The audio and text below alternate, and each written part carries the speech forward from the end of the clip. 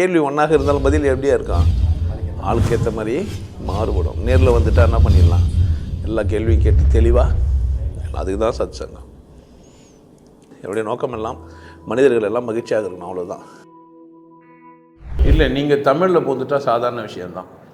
நீங்கள் தமிழ் மொழியில் நீங்கள் பிறந்துடுறீங்கன்னா கடவுளை அடையிறதுக்கான விஷயம் ரொம்ப சாதாரணம், ஈஸி. ஏன்னா கடவுள் சார்ந்து பேசுகிற புத்தகங்கள் நிறையா. தமிழ் பொறுத்த வரைக்கும் தமிழ் மொழியே அப்படி தான், உயிர் எழுத்து அப்படின்னு சொல்லி வச்சுருப்பாங்க. அதுனா உயிர் எழுத்து நீங்கள் கேட்கவே இல்லை, வாதிரம் நம்ம சொல்லவே இல்லை. ஸோ உயிர்லேருந்து எழுந்தால் அது பேர் உயிர் எழுத்து. மெய் எழுத்து, மெய்யிலேருந்து வந்தால் அது மெய் எழுத்து. எழுத்தை இறைவித்தவன் இறைவன். அப்போ அந்த மொழியை பட்சவே போதும்.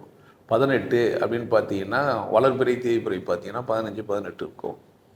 12 அப்படின்னு பார்த்தீங்கன்னா சூரியனுக்கு 12 மாதம், மாதத்துக்கு ஒரு முறை கோள்கள் மாறும். ஸோ இந்த 12 18 கூட உங்களுக்கு ஆன்மீக விடுதலை அடைகிறதுக்கான அந்த மொழி வளமானது. அங்கே போந்துட்டால் நீங்கள் தனியாக ஒரு மனிதனை போய் தேட வேண்டிய அவசியம் இல்லை. தனியான மனிதன் எப்போ உங்களுக்கு தேடணும்னா அனுபவம் வரும்போது இதுதானா அதுதானா கரெக்ட் பண்ணுறதுக்கு உங்களுக்கு தேவைப்படும். ஒரு நோகோ ஃபீலர் கேஜ் எல்லாம் இருக்கிற மாதிரி உங்களை நீங்களே சரியான செக் பண்ணுறதுக்கு ஒரு இட மிஷின் இருக்கிற மாதிரி ஒரு குரு தேவைப்படுறாரு. அது உங்களுக்கு வச்சுருவார். நீங்கள் தெளிவாயிட்டீங்கன்னா. நீங்கள் அடிப்படை தெளிவே இல்லாமல் போய் எல்லாத்தையுமே அவர் பார்த்து பாரத்தை எடுத்து போய் அவர் கொடுத்தீங்கன்னா ஏமாத்துறாரு.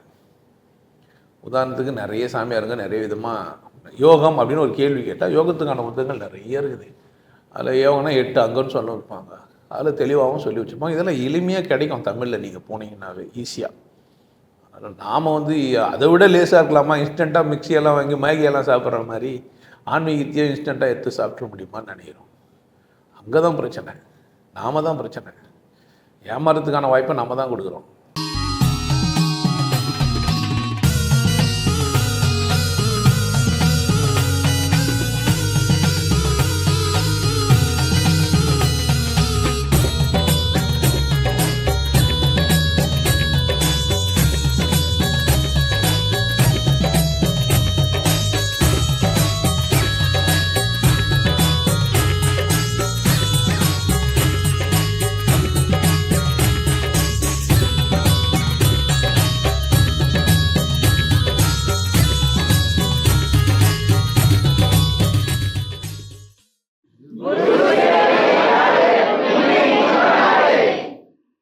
நல்லா இருங்க, சிறப்பாக இருங்க, கொண்டாட்டமாக இருங்க.